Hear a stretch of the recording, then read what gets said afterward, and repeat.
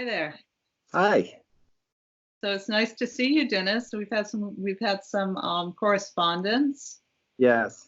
and I'm very happy to have you as my guest on my channel today. Well, thank you for having me. I'm really excited about this. So, Great. so you're a filmmaker, and you're making a film called Pirsig's Journey. Is that right? That is the name of the product. Yeah. It's Yeah. a documentary that will not only explore MOQ and the book Zen and the Art of Motorcycle Maintenance, but it will also be a bio sketch about the significant events that happened throughout Robert's life. Well, that sounds fascinating. I've got a little bio on you that I'd like to read. Okay. Just introduce you. So you're a filmmaker with a long track record of productions for many clients, including the Navajo Nation, Silicon Valley corporations, and TV spots. Wow, that's impressive.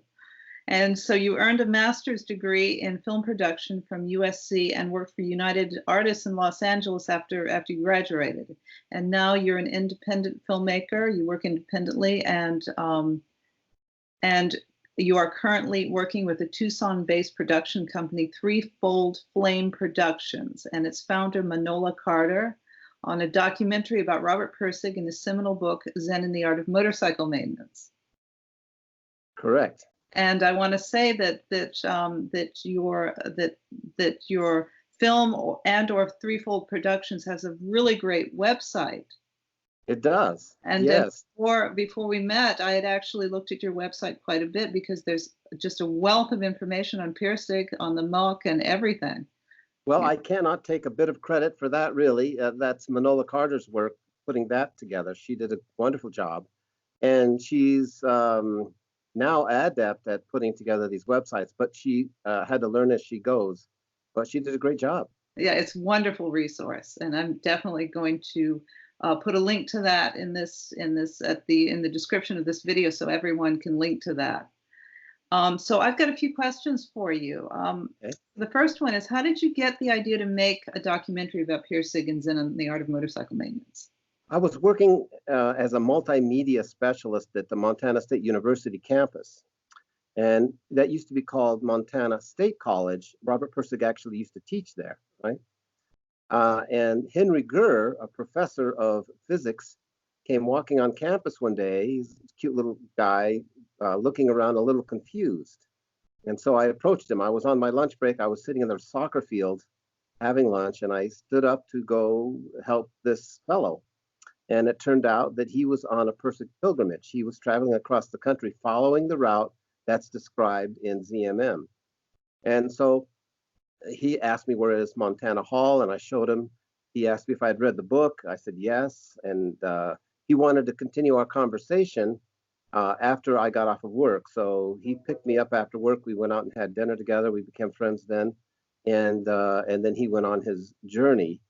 But I started to think, well, if somebody is motivated enough about Pirsig's book to want to follow the course that he describes in the book, it probably has holding interest to a lot of people. Mm-hmm. There are probably a lot of people that would love to see what the journey looks like, but don't have the time or the money necessarily to retrace those steps. Mm-hmm. So as a filmmaker, I thought that there were cinematic opportunities to show them the places that he describes in the book, and at the same time involve myself with information on a biopic on him, but also his philosophy, MOQ. Not that you can really do a book on video. That doesn't work. But I can touch on some of the major themes of his discoveries and his explorations while we're watching beautiful landscapes go by, while we feel like we're riding on a motorcycle next to Pirsig. Because today we can use cameras, 4K cameras, but also we've got drones and we've got GoPros, and we can give people the feeling of what it must be like to ride on that journey on a motorcycle. And they can do it vicariously and inexpensively by watching this documentary. And so I thought, this has real potential. And I knew after a little bit of research that Zen and the Art of Motorcycle Maintenance is considered to be the best-selling book on philosophy ever written. Mm-hmm. And people really get passionate about it that read it. Even today, I've talked to students that take a course at MSU, and they fall in love with the ideas. Some teachers use it just to teach young people how to think, mm-hmm. and to go through the whole process of self-analysis and and critiquing thinking, and it's a very wonderful book for a lot of reasons. But it's not a dry philosophical book. You know, That's true. It's full of his mystique. He is, as you probably know, when he went to at the university the second time around, the first time he was a very young person in his teens, and he studied science and got disillusioned about that, and thought it was not really the route to truth, because you can come up with ultimate numbers of theses to try to explain any phenomena. And he said, "Oh, I'm fed up with this. You know, I wanted the truth." Well, he's an idealistic youth, right? And so he just drifts out of college at that time and joins the army. He goes to Korea, gets exposed to Eastern thought, comes back, and he studies Eastern thought. He studies philosophy. He decides that he's going to find more truth in philosophy, but he also takes literature classes. And so he learns about literature and how to write literature. So when he wrote ZMM the first time, he realized there was too much I, too much me, as he says in it. Yeah. He threw it away, and he started all over. Wow. And he rewrote the book from scratch. He had studied literature. And when he rewrote the book, he wanted less me and I. Right. And he came up with this very clever device where he actually gives a name to his former persona. That persona he considers to be his truer self, in a sense. And that he calls Phaedrus in the book. But then you also have what he calls the narrator. And so when you're reading the book, you believe that you're listening to the narrator speaking about Phaedrus. And after a while, it dawns on people that Phaedrus is actually what he was like before he went through 27 sessions of shock therapy to try to cure him of catatonic schizophrenia and depression. And that's what they diagnosed him. I've talked to psychologists who have told me, or psychiatrists who have said that they overused that diagnosis back in the day. Yeah, I believe that. Yeah. Yeah, and that even the shock therapy, they still use it, but they use it very, very differently. Yeah. It was back in the day, the voltage was so high that people could their bodies would be injured. And they'd have to strap them down, and they could even break bones and things. It was very harsh kind of a treatment. And it did have the effect, in Pirsig's case, of curing him of depression, but it eliminated his memory to some extent. To what extent, it's hard to know. But he claims that everything that he discovered and wrote about later came from Phaedrus, came from a box of material that he had collected prior to having his mental breakdown, and that he used his notes to reconstruct what he was thinking about back then and put into the Metaphysics of Quality. I think that some of his memory restored over time. How much of it, we don't really know. He says that he just was never quite the same person. Yeah, we can believe that, huh? Yeah, well, it's kind of interesting, because if you look at how he describes himself back when he was before shock therapy, before his breakdown, he says he couldn't care less about what people thought. He would, hone to the truth, and was not nearly as socially adept as he became later. And that what he says he had to do to get out of the mental hospital was to create a new persona. But he felt that persona was a person pleaser and was phony. And that his son, Chris, throughout the book, cannot quite relate to the new persona. Yes. So part of the conflict in that book is his relationship with his son and how that develops. So that's one of the personal human stories sides of this. And that is resolved in the end. I don't know how much I want to go into that in case people have not read the book. Yeah, there might be some people who haven't. Yeah, so, So I've got a second question for you. So it's kind of broad, but what is compelling about this project for you? Well, I think that it has all the elements of a great storyline. First of all, there is the fact that so many people are passionate about the book, that have read the book, that know the book. Second of all, it's kind of a travelogue, because he gives a very detailed description of the events that occur, the places that are visited. And I have done the pilgrimage. Last summer, I went on that pilgrimage myself. Wow, Manola and I did. That's wonderful. And we were picking out places where we would definitely want to set up and shoot and capture motorcycles. And they weren't just the spots that he described in the book, but they were a lot of places in between that are so gorgeous and so amazing that it really lends itself very beautifully to cinema. And so I want to capture those landscapes going across Mid-America to the West Coast in the summertime. And so I will be doing that. I probably will do it maybe several weeks earlier than he did his journey, because global warming, things turn yellow and brown sooner than they used to. Yeah, you want it as close as possible to how it looked at that time. I wanted to see how it looks. And when I went, it was so green and so gorgeous. Mm-hmm. And a few weeks later, I saw some of it, and it was already yellow. It was not as beautiful. Well, that's so I want to get it. I want to get it when it's lush and beautiful. Yeah. So that really brings it up to date to how things, to the present world, huh? Yeah, exactly. And also, I think, if anyone has read the book, I think they would really enjoy seeing those places that he describes and seeing from point A to point B, mm-hmm. some of the bridges that you cross, some of the forests that you go through, some of the mountain passes and valleys that are along the way. It's an amazing trip. It's really gorgeous. And I would like to see people take that journey themselves. I think it's really, really worthwhile trip to make. So are you still finding that the topography and things are pretty much the same, or have they been changed by the modern world, by construction, by destruction, let's say, or is it pretty well preserved? What do you think? Most of it is still very well preserved. There are road improvements, especially with freeways and things. But remember, he was not in a hurry to do his journey. He wanted to enjoy the trip. And mm-hmm. so there was an emphasis on what was best rather than the fastest route, right? And so he really emphasized the journey itself. One of the reasons I call it Pirsig's journey is because it's a recreation of that trip that he took. The first part of the trip really takes you from Minneapolis to Bozeman. And then that's when the Sutherlands head back to Minneapolis, and he and Chris go on to the San Francisco area. Actually, the book ends in Casper, California. Mm-hmm. Yeah. And so that's one reason I call it Pirsig's journey, because it is the journey that he took, but also the inner journey, the struggle that he's having throughout the book of his identity. And one of the reasons that he took that journey was to see if it would trigger memories by visiting Montana State College mm-hmm. and friends there.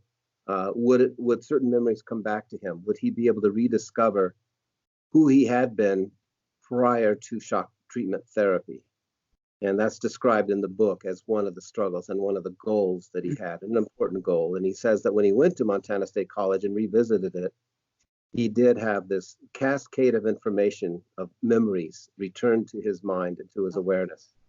Now, you may know more about shock therapy patients and the aftermath of that than I do, but apparently many of them do regain memory over time. But in this case, it seems that by revisiting those places, in fact, it did trigger some of the memory to come back. So the person that emerges as Robert Pirsig is sort of a blend between Phaedrus, who he claims never really fully came back, and Robert Pirsig, the new persona that he had created, which is an interesting thing to explore. What is a human being? What is identity? Who are we? What are we? Yes. And so part of this is this self-discovery that he goes through. Just imagine you lose your memory of who you were and the people that you knew and such like that, but you have a box that reminds you of who you knew and where you were. So you revisit those places just to see if you could trigger that memory. And now you have to reform a new personality, a new person emerges that's kind of in his case, I think, a combination of his former and his current self. Now, he calls that breakdown, and one of the questions that we wanted to explore, I think, and I would invite you to give me your impressions of this as well. He has this idea that when he went through his breakdown and he was just sitting in almost a catatonic state, ignoring biological needs, he wasn't eating, he wasn't drinking, he wasn't even getting up to go to the bathroom. That's right. Letting cigarettes burn into his fingers and this kind of thing. And to anybody looking at that from the outside, that's crazy behavior. If you think about him saying that he was having an experience of some form of enlightenment, then you have to wonder, well, that doesn't appear to be the kind of enlightenment you would envision for, let's say, Buddha sitting under the bo tree. Yeah. So why would he ignore bodily functions? And it could have been that he was so intense, he went to some sort of a very intense inner place where he was trying to get beyond rationality and duality. And he was so focused, I think, maybe on this goal that he wanted to ignore all sort of normal responses calling out to him from the biological world, and just wanted to go into that inner space. And he seems to believe that he achieved some sort of breakthrough in that. He says that had he ran into a, let's say, a shaman or a Zen priest or something, that they could have helped him to realize a deeper meaning and realization of his inner self, or something that we might associate with enlightenment. Instead, he got locked up into a mental institution, right, and they put him into shock therapy sessions. Now, after the shock therapy, now he's ready and tries to start using meditation. And so that's one change that did occur. So I'm thinking that when he's talking about finding greater enlightenment through that experience, that he's probably now seen some sort of level of consciousness that's within all of us that he wants to explore, and that he can do it when he learns to sit and meditate and quiet the outer rational mind and its constant inner chatter, so that he can begin to perceive deeper inner world. Anybody that meditates at all knows that after a while you are watching your thoughts and your feelings go by like clouds in the sky. Right. They keep happening, but you just watch them and you become the observer of them. And then at some moment you might ask yourself the question, who is this observer? If I'm not my thoughts and I'm not my desire patterns that I'm seeing float by, who's this observer? What's that part of my consciousness? So there's a layer there that you discover in meditation, and that when you reach that, it somehow helps you detach from outer circumstances, and it helps people in hospitals and everywhere else are using meditation now, because it helps people find their kind of a center of their being, where they are more harmonious and not as caught up in the outer expressions of the world, not overreacting, but finding that inner space, which Zen practice, certainly as far as what they call beginner's mind, is attempting to bring you to that kind of place where you are not just putting everything into its category. You know, Pirsig uses this metaphor that all this knowledge that we have is this long train full, you know, these cars full of knowledge behind the engine. Yes, I love this metaphor. Yes. Yeah, and he's saying we are on that cutting edge right in front of the train as it's cutting through. And that staying in that state of consciousness where you're experiencing that he calls that dynamic quality. Yes. And he gives it that name, I think, for a number of reasons. And one of them is he doesn't want to be having his philosophy associated with, let's say, just Buddhism or with Taoism or with any kind of religious expression. He wants people to evaluate that place in consciousness that's available to everybody, without the preconceptions or the overlays of religious concepts and practices and routines and etc. So and also because you have to remember that Robert was a scientist when he was younger, and he still wants to reach out to the science community even as he becomes a philosopher. He still wants to bring them along, and also he realizes that there has been this inculcation of our culture with the scientific methodology and the scientific materialistic world and that perception. So he creates a philosophical idea around quality because it's a term that you can't just dismiss. If you call it God, if you call it Holy Spirit, if you call it inner Christ light, whatever else, you might be just as accurate. Or you call it, in the case of Plato, the good, right? You could get away with calling it that. At one point in the book, he talks about going into the book on Tao, the Lao Tzu book that he had, and he reads it and he says, everywhere that there is the Tao, you could replace the word quality, and it exactly matched. Yeah, the Tao. Yeah, but then you say the question, we ask the question, well, then why don't we just read Taoism? Is MOQ just Taoism in a different language or, different words? And I've thought about that because I think that's an important and interesting question to explore. And the fact is, I believe that it is beyond just a different representation of Taoism. Defining what quality is somewhat different than his desire to have us understand how to apply dynamic quality throughout our lives and bringing that into our scientific orientation, and so that we can break away from being locked into the limits of rationality and rational thinking and explore different parts of our inner worlds, Yeah. And we have those inner worlds. It's just that we don't cultivate them in our Western society. It's very where true. they do in the East, but we don't do it here.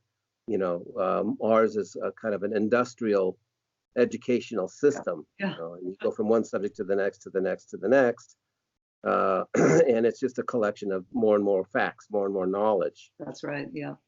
But it doesn't have much to do with the inner part of yourself, which ultimately, in Pirsig's view, and I agree with this view, we have a very technologically oriented society, a materialistic oriented society, which has provided tremendous benefits, but at the same time, a certain sense of alienation, a certain sense of estrangement from our inner self. And how to reconnect with that is what Pirsig is trying to describe, and trying to find a way to do it that's non-dogmatic and non-religious, but has to do, like Buddhism is, in fact, Buddha's teaching, not especially religious. It's an exploration of consciousness that will be different for everybody, So back to the question, did he achieve enlightenment when he went through the breakdown? There was some kind of breakthrough. There was some kind of change that occurred, and not just because of the shock therapy, but because of something that happened to him. Whereas before, he was very dismissive of the idea of meditating, thought it was a waste of time, and he was much more in the scientific, materialistic, sort of analytical mind. And he was trying to explore these things with analysis all the time. His book is full of analysis, analysis, analysis. What's that? With the analytical knife. Yeah, with the analytical knife, right, Yes. which he uses.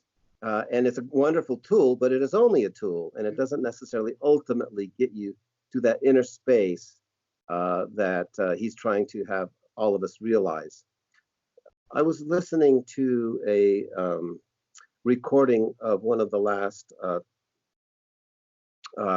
interviews that he took, and the lady that interviewed him said that he actually took her down to his basement where he had his tools and different things, and that she noticed that he was very much in the centered space, that he lived in a state of kind of that dynamic quality that it describes, that he did have that kind of sense of what's present, what's best, what's now, what's here, beyond dualism and all of that. So you would you say then that sounds like he did achieve enlightenment then?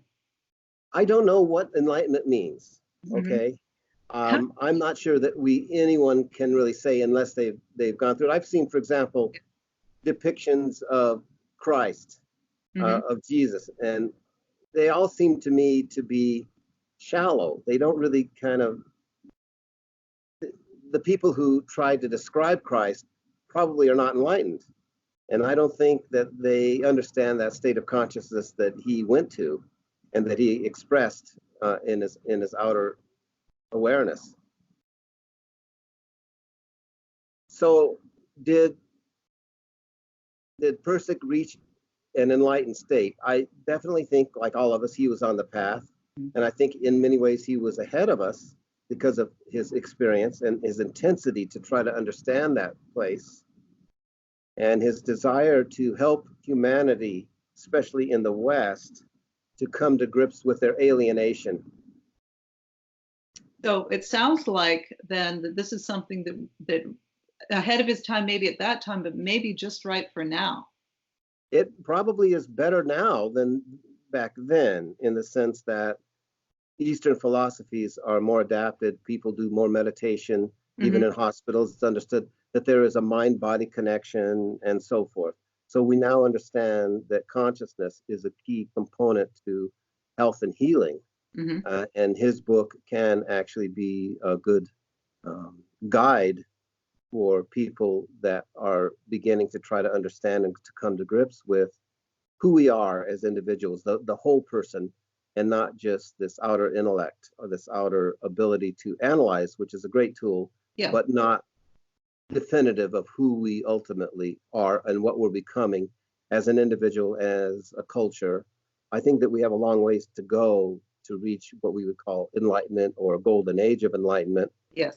But there does seem to be this unfolding that's occurring that gives it purpose and meaning behind it. What Pirsig called dynamic quality, as it manifests through our own consciousness, that it's always searching for what's best, what's going to be the best in this particular moment for resolving this particular issue, but also overall and ultimately that it would lead us to a better culture, a better society, a better understanding of ourselves, bridging together science, spiritual experience, and beauty and art, which are similar. Art and beauty is kind of, art's supposed to be an expression of the beautiful. Yes. Or insightful. Yes. Although I find so much of the modern art picturing more the alienation side of things rather than the beauty of things.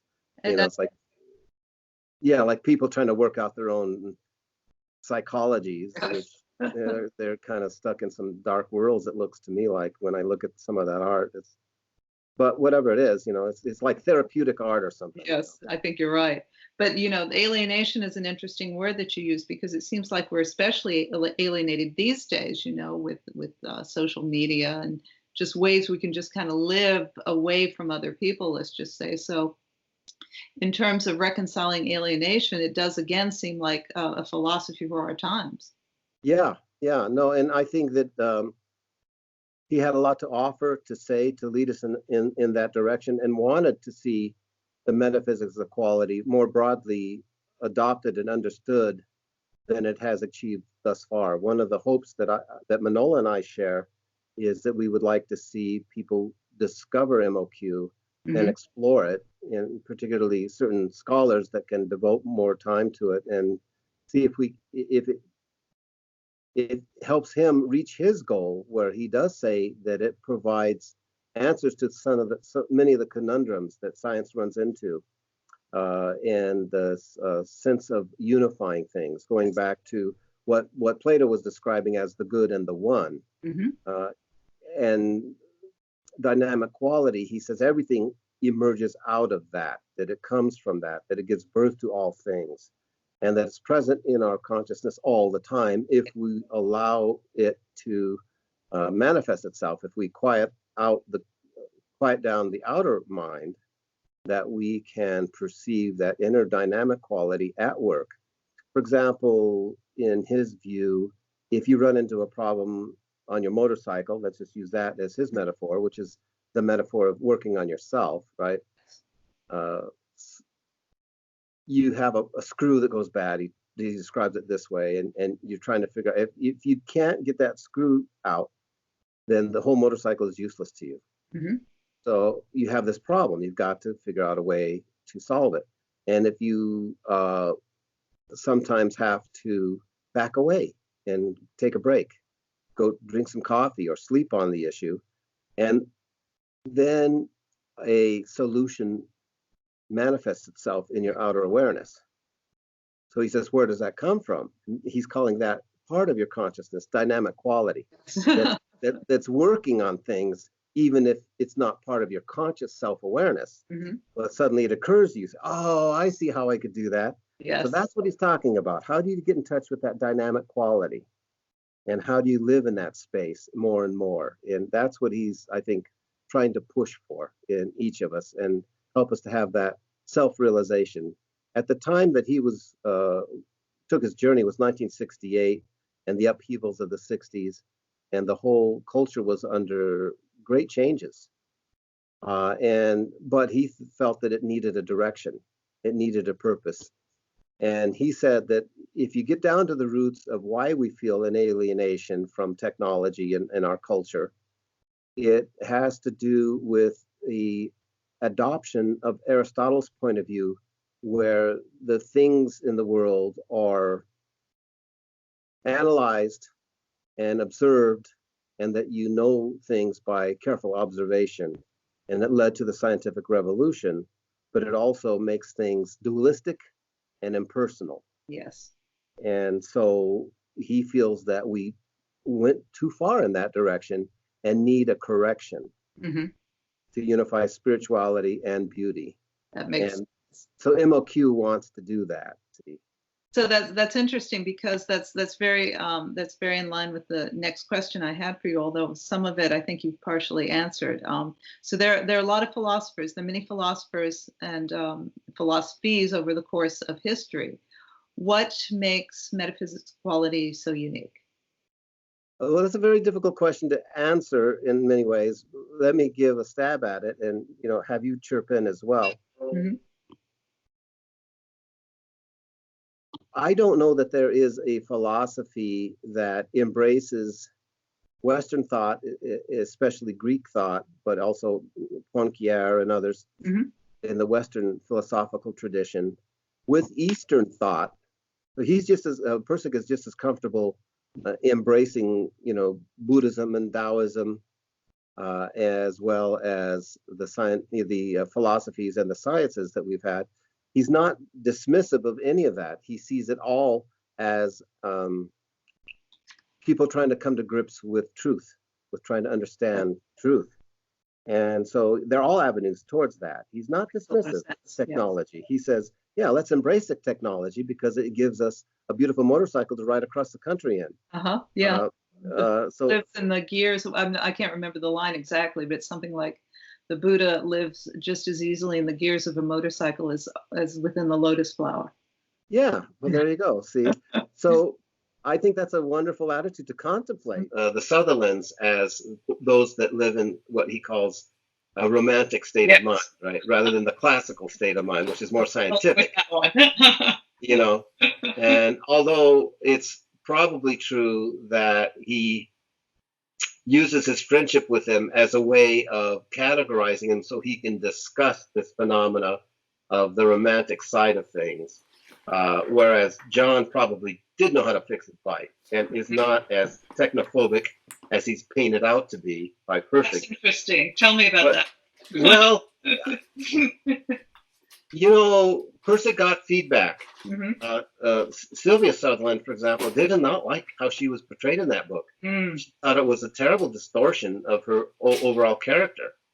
And John was okay with it because he says, hey, he just used literary license to tell his story. And the fact that he made me sound like I was a technophobe, he didn't use that terminology, but John Sutherland was okay with it. He didn't care. He liked Pirsig. One of the things that John says that's interesting is that he knew Pirsig before and after his mental breakdown. Yes. And he says that he didn't really experience any difference in the personas, that it seemed like the same guy to him. Isn't that fascinating? Yeah, but does that mean that John is not that perceptive, or that Pirsig is very adept at kind of meeting expectations on the fly, so that it's not strange to meet this fellow that you used to know, I don't know. So that could be an expression of his ability to tap into dynamic quality, be the person you need to be at the time. Or it could be the persona that he developed to get out of the mental hospital. Well, and he says that there was that persona. Yeah. The narrator of the book is that persona that he, surrenders at the end. I won't explain that too much because it's a dynamic ending. Yeah. But it's interesting. And for John Sutherland to think that he was the same guy before and after, I don't think that's exactly right, because you can see changes in Pirsig's behavior as he describes it, that he now cares about people. He's much more sensitive. He's much more social than he was prior. And he meditates. And he has his wife and children meditate, his two sons. Mm-hmm. And they meditate as a family. He also invested in establishing a Zen Buddhist center in the Minneapolis area on the lakes of a lake. They just changed the name of that lake, but I visited it and I talked to people that run it now. And one of them actually knew Pirsig and was very grateful to the fact that he had financed it. And he got a teacher, I think it was Ketagary, yes, to come and teach there for a while, for a period of time. So Ketagary seemed to split his time between the Minneapolis Center that Pirsig paid for and the San Francisco Center where he worked, and where, by the way, Chris went and spent time. And that after Chris had some bouts with teen violence and such, instead of being incarcerated, he was sent to under the care of Ketagary to do the meditation and to work in the gardens over there. Beautiful gardens. I walked through them. It's a wonderful place there. And I visited both those gardens as well as the center that's in San Francisco proper. They're two different places. They're 100 miles apart or something. And anyway, those are places that Chris had been, and tragically he lost his life not too far away from the downtown center. From the so but it seems that Chris had actually turned a corner in his behaviors and his understanding, and Ketagary was successful in helping rehabilitate that young man. And I think he was on a course for having a much more fulfilled life as a result of his experiences under the wing and the care of Ketagary. Unfortunately, that tragic robbery that cost him his life to a knife wound. Tragic thing and sad and unnecessary. So it's, he was in the courts and he had to see a judge, and they were thinking of putting him in one of these institutes for kids, prison children. The fact is that Robert Pirsig's father was a teacher of lawyers in Minneapolis, at University, Minneapolis University, right? Yeah. And the judge that was working on Chris Pirsig's case had been taught by Pirsig's father. They knew each other pretty well. And so he said, look, let my grandson go to Ketagary. It's a lot better for him to be incarcerated in an institution where they really don't know how to rehabilitate a young person anyway. They just lock him up. It's more punitive than therapeutic. No question. So let him go to San Francisco. Let's have this way of having him change and undergo that change. And since they knew each other, and since he respected his former teacher, the judge said, okay. And he gave that consolation. That's how Chris ended up going there instead of being incarcerated. Well, that speaks to what you were saying earlier about how, that meditation these days, and another reason why this philosophy is so useful for us now is because we're understanding that better. And that you said it was, being used in hospitals now. And right. Well, they get people that have high blood pressure to learn how to do that, to reduce their blood pressure and all kinds of things. That it's useful for. And so we're discovering the importance of consciousness to the whole equation of human experience and getting in touch with that inner self rather than feeling so alienated from it and estranged from it. Certain religions, in Christianity, they have this out that says, Christ did it all for me, so all I have to do is believe in Christ and then I get to go to heaven, as if the purpose of incarnation is to get to heaven. Well, my opinion is that we were in heaven and that we came to learn creative expression and development of inner potentials. And so if we wanted to stay in heaven, we could have had that option, but we chose that I'll come in and incarnate because I'll get a lot more spiritual growth out of the experience. And I think that's why we came here. That's not something that everybody would embrace, but the idea is that we have an inner being that we do ultimately have a destiny to become more of. And that I see Christ as an expression of that ideal that's within us, not as a single individual that it's unique to him, but that it's a universal availability to all of us to embrace and to become. And so exploring consciousness through meditation is one of the pathways of getting us to start to realize that. Got a long ways to go as a culture. Yes, Aren't there yet? You say it's unfolding, though. You're I believe so, and Pirsig would say so. I think what is the ultimate end of dynamic quality? If dynamic quality was there, at the Big Bang, and that it's behind all the improvements that occur. In other words, it takes a look at biological science and how it evolves to form more and more complex and more improved expressions of life. Where does that all come from? And Pirsig is saying that is dynamic quality at work. Great point. So in other words, it has some sort of a goal towards leading us to a greater perfection and a greater good, and that is what he's identifying as dynamic quality. And if we look at it that way, I think it's a very interesting way of categorizing it and thinking about it. And so then the next question would be, well, what would be the ultimate goal of this dynamic quality if it works out to bring us to a higher good and a greater improvement and a higher expression of perfection and harmony, leading us to the one, as Plato called it? Then we would have an enlightened society if everyone was on that track. I think it doesn't require religion to do that. No, that's very true. It's a practice. It's a practice, and it's a consciousness. It's present all the time within us, whether we believe in it or not. Though there are those states of consciousness that we can tap into. Now, and that is unbelievably hopeful. Yeah.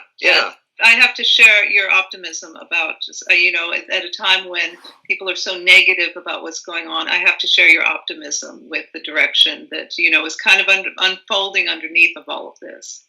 Right. Yeah, there's an ultimate unfolding that's occurring towards the improvement. You don't find people going into politics saying, elect me and I'll make things a lot worse. Yeah. Absolutely. We all have this innate sense that we can make things better.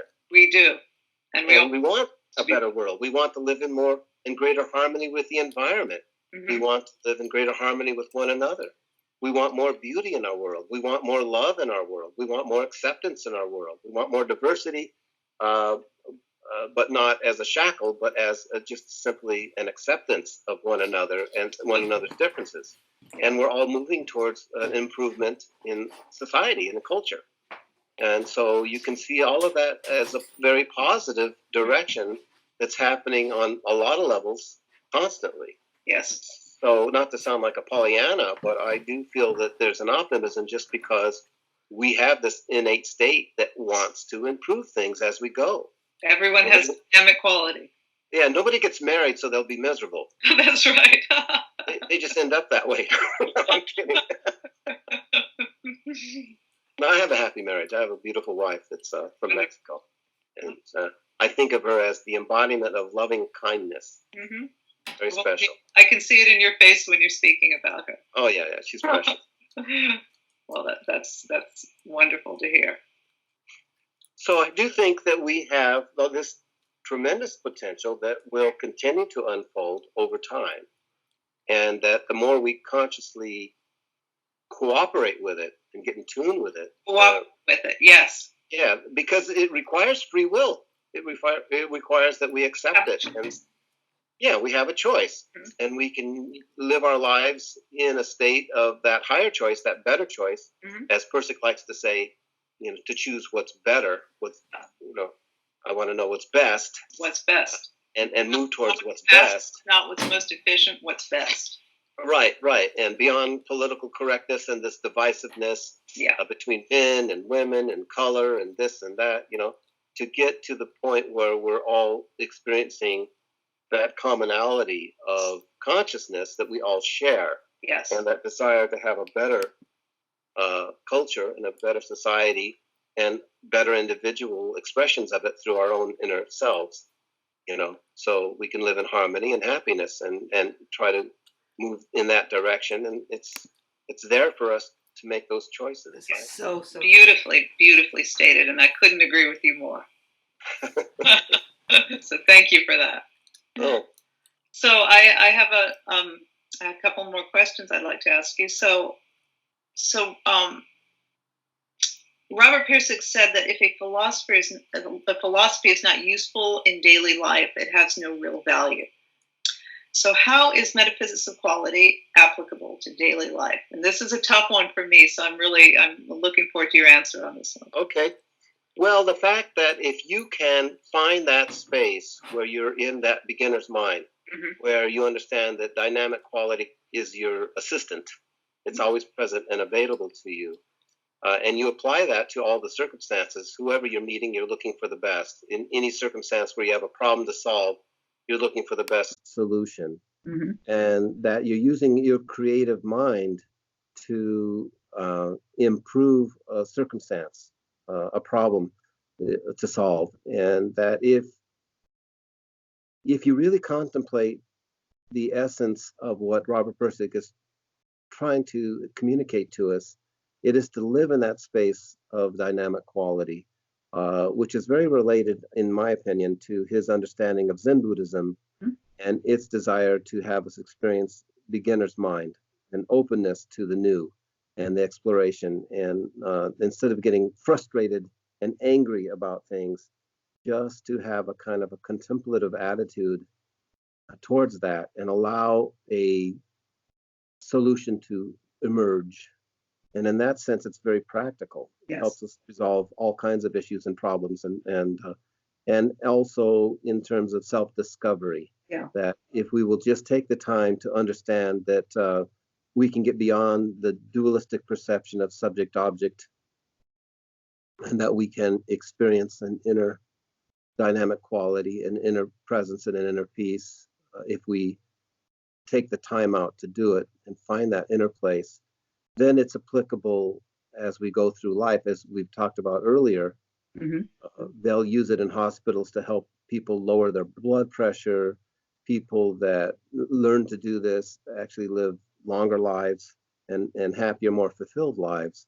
And that's a very practical application of MOQ, although we may do it without calling it MOQ. That's Pirsig's way of being able to get science and scientific materialistic culture, as we've developed through and become, we've absorbed. It's a way of being able to do it without the religious overlays and the dogmatic perceptions that can be divisive with people. Absolutely. He's trying to find language that everyone can just think about and contemplate. Like he says, you try to define quality. It sounds easier than it is. When you sit down and say, what is quality? I mean, this led him to a lot of inner introspection and self-discovery. And he took that question with him after he developed it to a certain extent to Chicago, right? And in Chicago, he felt that his insights were so dynamically important that they could revolutionize the direction that Western culture was heading into. And so he wanted them to allow him to pursue it and to show them why there were certain limitations to Aristotle, and that you shouldn't necessarily just adopt all of Aristotle's view. I mean, for example, Aristotle, to give a very obvious one that everyone should know if they don't know, Aristotle believed that through careful observation that the earth was stationary and the heavens went around the earth. Moon, the sun, the stars, that's how it looks. And if you just use observation, that's an easy conclusion to come to. Absolutely. We now know that that's erroneous. Perfect. Yeah. No, that's a good one. Just you've got to you have to transcend, and that's a perfect example of transcending a rigid way of thinking, a static way of thinking. Right. Yeah. We might define static quality as that which, let me wait for the train and I'll give you a quick take on that, or my understanding of it. I'm not saying I have the perfect understanding of MOQ. I suspect that McWatt would have all kinds of disagreements with it, but whatever. Okay, so that's why I wanted to ask you. So, I take it you've made contact with some people known for their enthusiasm and knowledge of Zen and the art of motorcycle maintenance and the metaphysics of quality that that it promotes. So, could you tell me a little bit about that? People that you've talked to? Yeah, when I first got onto this project with Manola Carter, we started to reach out to many of the people that we found online. And one of them is Tina DeWeese, for example. Tina DeWeese is the daughter of Bob DeWeese and Jenny DeWeese, who are described in the book. Yes, yes. That is the home where Robert actually stayed when he was on his journey that's described in ZMM. When he was in Bozeman, he and the Sutherlands stayed with the DeWeeses. Well, it turns out that their daughter, Tina, lives in the same home. They have both passed on, but she inherited that house and that property, and she's a delightful person. She says that many Pirsig pilgrims over the years have met with her and have come there as part of their pilgrimage. So she's met a lot of the people who have followed that journey. And she put me in contact with Mick Watt and others. Principally, the one that I had an opportunity to talk to. Well, to talk to Mick Watt is difficult because he's in Britain. We've had email exchanges with him. But she put me in contact with David Buchanan in Denver, and he agreed to sit down and do an interview. And I have a good 45 minutes with him. And he studied Pirsig very deeply. And he considers himself to be an amateur philosopher, but he's very knowledgeable and insightful about MOQ and what Pirsig was trying to do with MOQ. He's a great resource for us to have. And there's, of course, Henry Gurr, who put me on the track from the beginning. With that wonderful website of his. It has an amazing website. It's a labyrinth, but it's great. But there's so much there. And he's such a personable, sweet guy. I mean, what's not to like about him? I mean, he's charming. You probably haven't spoken with him before. I've had the pleasure of having met him years ago, and he remembered that. He even wrote about it in his blog. And he mentions me by name in that blog, which I did not know until years later when Manola Carter discovered it was there. So that was interesting. That must have been a nice surprise. It was an amazing surprise. I thought, well, I wonder why he never sent me a note and said, hey, by the way, probably he didn't have my email or something. I don't know. Anyway, so he's one of the people that we've been in contact with. And then one guy that you know, Lee Glover. And he and I and Manola actually took a trip to part of the Pirsig journey that goes through the mountain passes in Montana and into Wyoming in the Yellowstone Park area. And so we traveled somewhat with him, and he actually brought with him a Honda from that same year and the same make and model that Pirsig rode. And Manola and he rode through the mountain pass in what do they call it? Beartooth Mountain Pass. Beartooth Mountain Pass. And they rode about 6 miles on that bike through the pass. I was following him in Lee's van. So I've gotten to know Lee pretty well. And then we have had some contact with Wendy Pirsig, but it's been fairly brief. And we've been... His second wife. Yes. And the widow, Robert's widow, and she, she needs time. I mean, she lost her husband 2 years ago. That's not long. It's not very long. And so we don't want to push her beyond what she's emotionally ready, to go for. Her impression was that Robert did not want his book turned into a movie, which is true because he turned down Robert Redford in his attempt to make a movie. But according to our conversations with Henry Gurr and others, and Dr. McWatt, is that Pirsig was perfectly fine with doing a documentary. And so that's what we're doing. We're doing a documentary, not a narrative movie. Yes. Yeah. So let me ask you, what will this documentary focus on? And how, Metaphysics of Quality, how are you going to visualize, let's just say, the metaphysics of quality? So that's a tough question. let me explain it this way. First of all, I'm not going to be able to get into all. Able to have a narrator or interview somebody that is very familiar with MOQ, such as Dr. McWatt or David Buchanan or others, or Henry Gurr, and have them comment about it. And just like if you've seen a Ken Burns movie, you'll see vintage footage of the Civil War, let's say, and then you'll cut it in with a commentator of some kind, a historian or whoever knows something about that particular subject. And so you'll learn about it, but then you'll go back into the visuals of the trip and the journey that Robert Pirsig is describing in ZMM. So by the time that you finish this movie, you will have the experience of having been on that trip yourself, but you will have also learned about MOQ from those people that know best about it, most about it, and that are willing to talk to us about it. Yes. And like Mark Richardson would be another person I'd love to interview, because I think he's a resource for all kinds of information, especially certain types of information that others have shied away from. He's the guy that wrote Zen and Now. Oh yeah, okay. Yeah. And he talks about some of the experience that led to Robert's going into the mental hospital, and some of the family conflicts that happened in the dynamic in the Pirsig household itself. Things that I'm not going to emphasize, but that part of the biopic of Pirsig is that he did have this commitment to developing his philosophy to the point where he was in Chicago, ignoring what the professors had to say, having his own dynamic and saying, what I've got is so important. Listen to me. You should bring me into your program so I can write my PhD.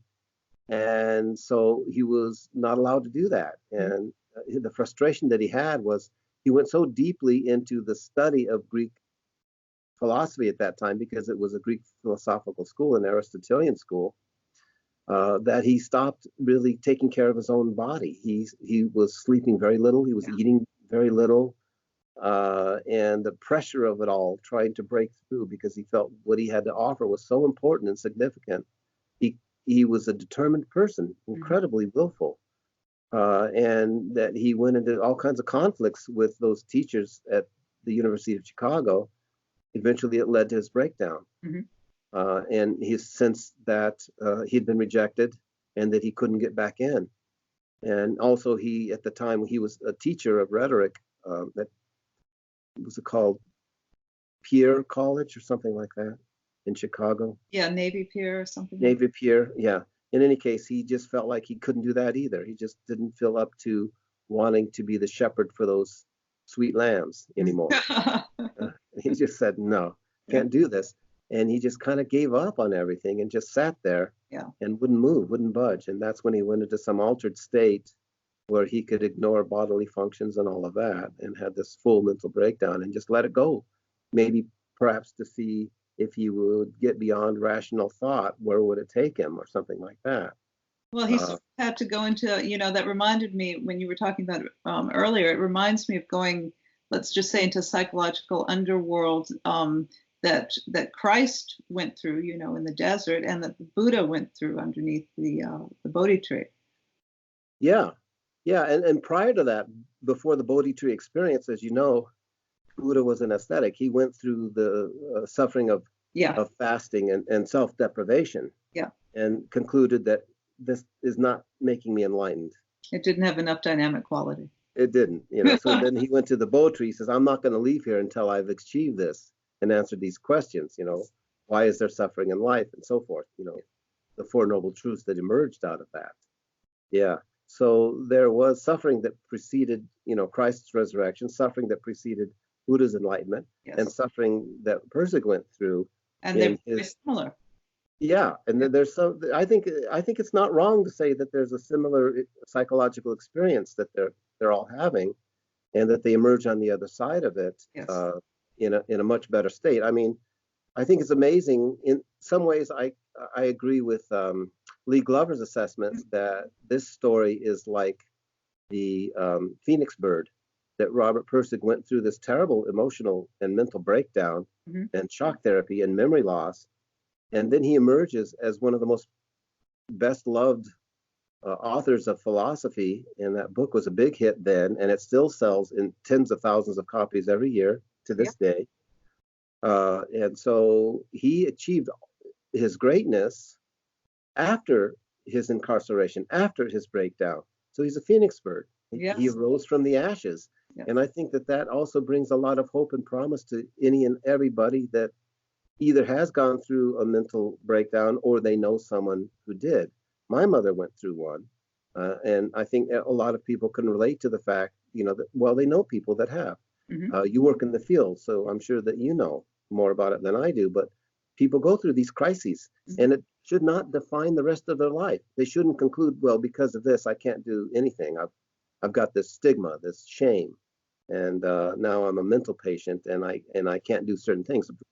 In the case of Robert Pirsig, they took away his pilot's license. He could no longer fly a plane because of that incarceration. Hmm.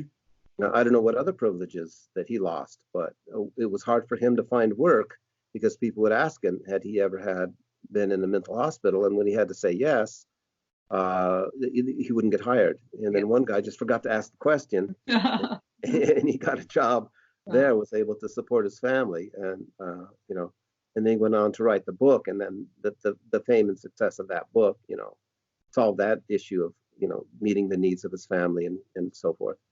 But I think it's a great story that gives hope to all people that have gone under, through a mental breakdown, and their family members or people that they care about and love, that, life can just be a new beginning for them. They can take Robert's example and fly with that and feel a lot of hope and promise in the rest of their life. I'm 100% agree with you, and maybe even look at some of these, psychological adverse experiences as something that can have, a potential for enlightenment in them, or they can teach them more about who they are and what their place is in the world. And I have a kind of a quirky theory about this. We come from the realms of heaven that are perfect and beautiful and loving and kind and accepting. And we enter this world, and I think for some individuals, some souls, it's just such a shock. It's such a shock to have to deal with this level of imperfection, this kind of cruelty and insensitivity, and this contrast from their inner experience, that they have a very hard time adapting to it. And the harshness and the cruelness, can set walls up in the heart. Yes. And then if you're not flowing from your heart anymore because you're afraid of getting hurt and stabbed, then you're not fulfilling your inner potential, and you're not feeling as alive as you once were. Mm-hmm. And it's crushing to some. And you can go through a mental breakdown then you have to be forced to deal with all of that and figure out a way of what caused that and how can I overcome that so that I can transcend where I went. But it's understandable. I mean, if you've heard Jordan Peterson at all, he'll talk about when they ask him the question, why do people turn to cocaine? And he'll say, well, why wouldn't they? Life is suffering and difficulty. Yeah. The question is, why aren't there more people on it? That makes sense. Trying to escape the chaos and the pain, of it. Of course, that's a very destructive way to try to do that. And so, but it is instant happiness. Yeah, well, they get some happiness for a while, and then they go into depression again, right? It's like these antidepressant drugs. Mm-hmm. I had a friend that was on them and felt that his dreams were so strange that he wanted to stop them, and it put him into such a deep depression he never recovered. Yep. He needed those dreams for processing. He used a handgun. Oh dear. Yeah, terrible. So I'm so sorry to hear that. Oh, it was terrible. I love that guy. It was like, had I known, had I any inkling that I would have reached out to him, but I didn't know that he was going through it that deeply. I had no clue. I think many of us have been through this experience, and we all wish, it had been shown a little bit more on the surface. Yeah. And it's something, of course, nobody will necessarily tell you about, but there's still the stigma about mental illness, as if it's somehow a permanent stain on somebody's character, and it not necessarily is. It's a shock to live in a difficult world like this, and if people go through a period of breakdown, understandable. And it would be like holding somebody accountable for having had a broken arm or a liver failure or some sort of physical thing like that. We see people that overcome cancer, and we're champions of them. Good for you. Way to go, girl. you overcame breast cancer or whatever. Hmm. But if it's mental illness, somehow there's still a stigma that says maybe they'll go off again and do something damaging to others. Not that it hasn't happened, but for most people, they enter into that experience, they emerge more healed and better off for it, and better capable. They've probably learned tools to cope and to deal with it. Certainly Pirsig did. And his method was to use Zen meditation and deep study and a recreation of the philosophies that he had been unfolding prior to that, and that was his kind of rehab and writing the book. And by the way, yes, he was denied the opportunity to express himself at Chicago University. He never did do the doctorate thesis, but when you're holding his two books, Zen and the Auto Motorcycle Maintenance and Lila, that is his thesis. Yes. Those are his ideas that now became popularized and shared by millions rather than being stuck in academic circles. So in that sense, as you and I discussed before, it's a real blessing for us that it ended up in a book that is accessible rather than an academic study. Yes. And just became another philosophy on the shelves of academia. Yes. So we're very fortunate in that regard, and that's why we're here. Yeah, exactly. We're talking. All right, Scott, I want to ask you, like on a practical level, what are the next steps for you in your documentary? Well, I'm still in the process of raising funds. Funding is very, very fundamental to doing any project. I need to be able to hire people that are willing to take that journey on motorcycles. They're not going to do the journey the way that Pirsig did it, because we'll have trailers. Yeah. And they'll only ride the motorcycle when I say I want to go from here to there. Right. With you on the motorcycle, and I'll have the drones following you. Yeah. And I'll have the camera in front and on the side, and you'll do it 3 or 4 times. And then trailer the bikes and go to the next location, and then have the bikes parked, where they camped and the towns where they stayed and all of that. And recreate those famous photographs, right? Recreate those famous photographs and those images so that people have the sense that they've visited every place that's in there. But I'm not going to have people ride on a motorcycle the whole journey. Yeah. It's 2,700 miles. That's very hard. Yeah. Especially if you've got a young person with you, And so, but I do want to have the sense that Chris is along with Robert and that they're having these experiences. And I do want to do a few recreation scenes, which gives it a little bit of a flavor of a narrative film just for those little moments, those certain key moments that I think should be recreated to give you a sense of the experience. Yeah. But it's not going to be a full-on narrative film, and it'll be very accurate to what's described in the book. So I need to finish the script, and I'm in the middle of developing the treatment right now. We've got a good website, and we will be needing the funding so that I can hire the motorcyclists and the actors to do the recreations and some drone cameras and that kind of thing. I'd like to be the writer and the director, but I would like to have a director of photography to help me with the lighting, and to have a small crew for sound and for just carrying gear to the setup and the breakdown. I don't need a lot of people, but I do have to pay them. Yes. And so I need the funding, and I think I can do it for under $1 million, which is a low budget. Yes.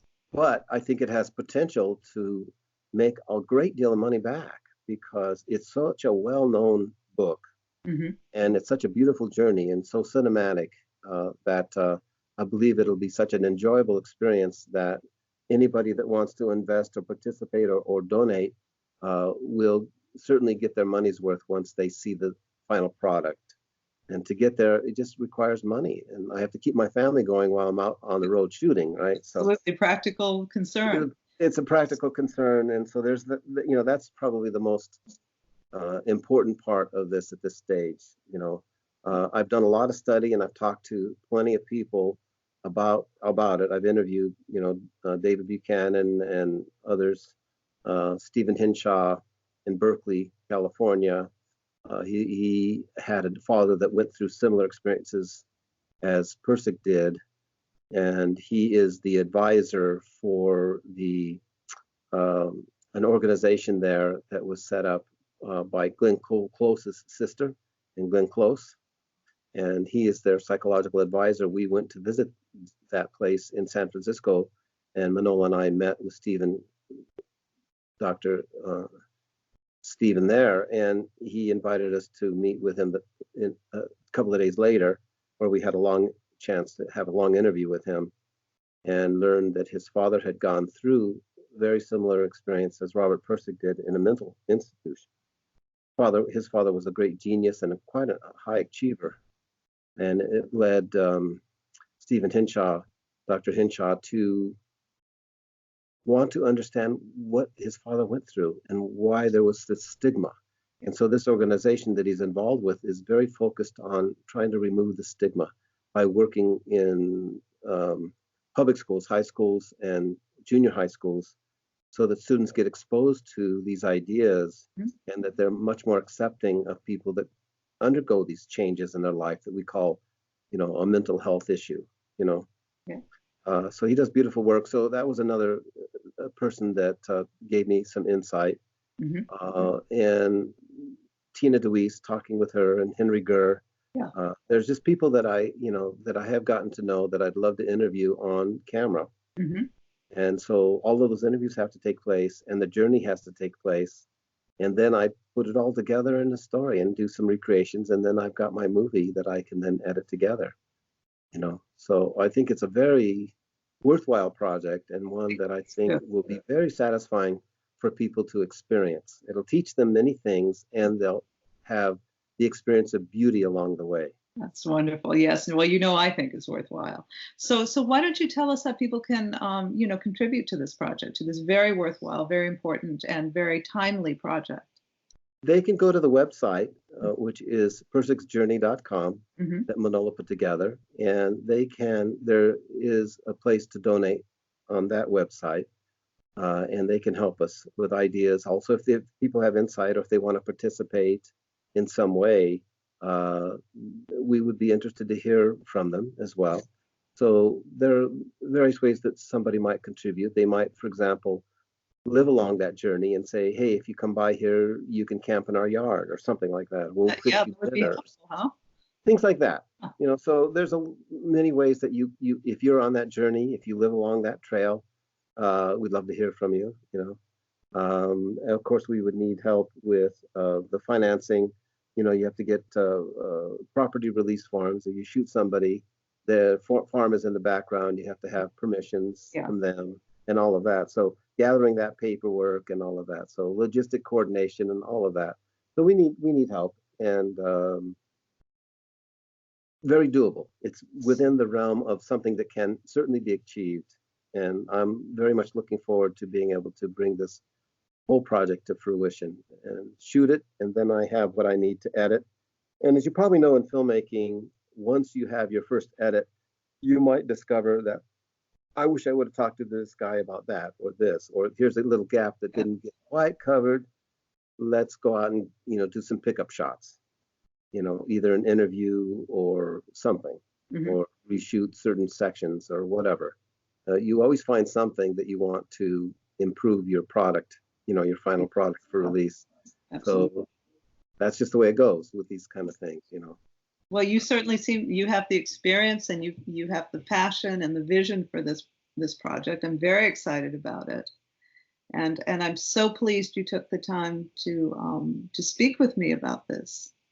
Oh yes, I did. I reached out to you because somehow I learned about your your website and your blog.